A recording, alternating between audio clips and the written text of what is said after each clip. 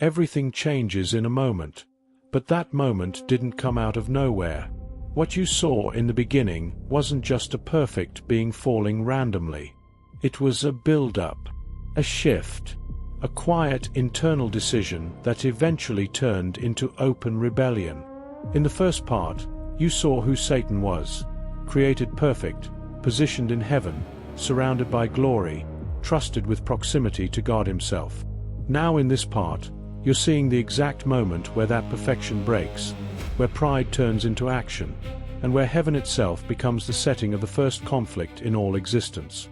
The Bible doesn't lay this out like a modern timeline. It gives you pieces. Isaiah shows the mindset, Ezekiel shows the condition, and Revelation shows the event. And when you bring those together, the picture becomes clear. This wasn't just a fall. This was a rebellion, a deliberate, conscious uprising against the authority of God. In Revelation 12, the language becomes symbolic, but the meaning is direct.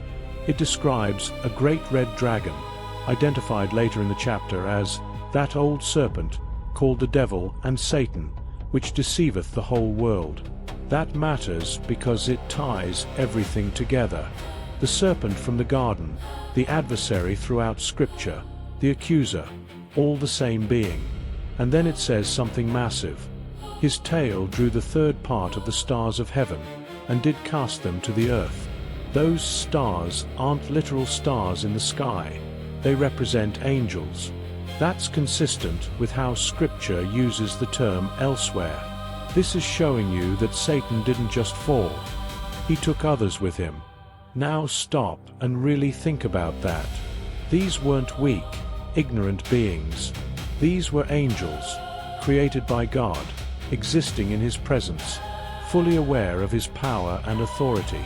And yet somehow, Satan convinced a third of them to join him. That tells you something critical. This rebellion wasn't based on ignorance. It was based on persuasion, influence, pride spreading from one being into many. And then Revelation pulls back the curtain even further. And there was war in heaven. That's a line people read quickly, but it should stop you cold.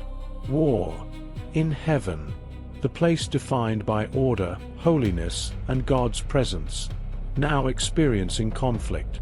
That tells you how serious this was. This wasn't a disagreement. This wasn't a protest. This was open, active rebellion. It continues. Michael and his angels fought against the dragon, and the dragon fought and his angels. Now you're seeing two sides. On one side, you have Michael, an archangel, a high-ranking servant of God, associated throughout Scripture with defending God's people and carrying out divine authority. On the other side, you have Satan and the angels who followed him. This is the first divide in all creation. Loyalty versus rebellion. Submission versus self-exaltation. And here's the part that matters. Satan fights. He doesn't just declare independence. He actively opposes God's order. That's what rebellion turns into when it reaches its full form. It doesn't stay internal. It becomes action. It becomes resistance against everything God established. But the outcome is never in question, and prevailed not. Neither was their place found any more in heaven. That's it. No long battle, no uncertainty, no chance of victory. Satan loses. Completely. Instantly, in the grand scale of eternity. The one who said, "I will ascend," is cast down. The one who said, "I will be like the Most High," is removed from heaven entirely. And the great dragon was cast out. He was cast out into the earth, and his angels were cast out with him. That's the fall. Not just a spiritual decline, but a literal expulsion. A removal from position, from access, from the place he once belonged. Heaven doesn't negotiate with rebellion. It removes it. Now here's where you need to connect this back to the why, because that's the real focus of this part. Why would a being who had everything, position, beauty, proximity to God, throw it all away? Isaiah already gave the foundation. I will. That's the root. Self-exaltation. But Revelation shows you the scale of what that desire became. Satan didn't just want to be important. He wanted to replace God. He wanted the throne. He wanted worship. And if Ezekiel's hint about his connection to music and worship is accurate, then that adds another layer. The one created to direct glory toward God now wanted that glory for himself. That's what pride does when it fully matures. It doesn't just elevate self. It attempts to dethrone God. It says, I don't just want to rise. I want to rule. And that's exactly what you see here. There's also another layer happening in Revelation 12 that points to Satan's ongoing role. He's called the accuser of our brethren, which accused them before our God day and night.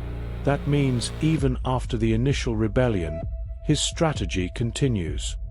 He opposes, he accuses, he tries to undermine. His war doesn't end when he's cast out. It shifts direction. And this is where the pattern becomes even clearer. The first sin wasn't murder. It wasn't theft. It wasn't even deception in the form we usually think about.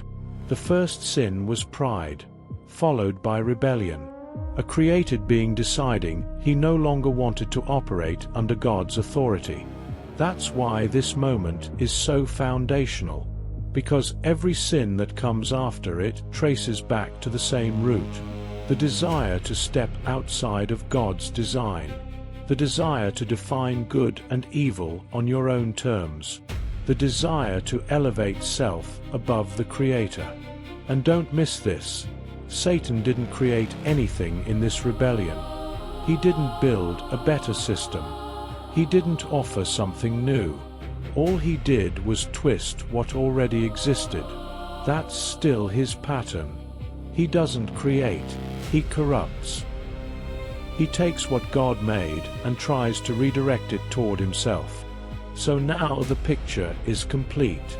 The being you saw in part 1, perfect, powerful, close to God, has now become something entirely different. Not because God changed him, but because he chose to rise against God. That choice led to a rebellion. That rebellion led to war. That war led to expulsion. And that expulsion sets the stage for everything that follows. Because now he's no longer in heaven, but he's not gone. He's cast down. And where does he go? Earth. And that's where the story shifts next. Because the rebellion that started in heaven doesn't stay there. It moves into creation itself. It targets humanity. And in the next part, you're going to see exactly how that happens. How the one who fell turns his attention to the first humans, and how the same lie that caused his fall becomes the weapon he uses to bring sin into the world.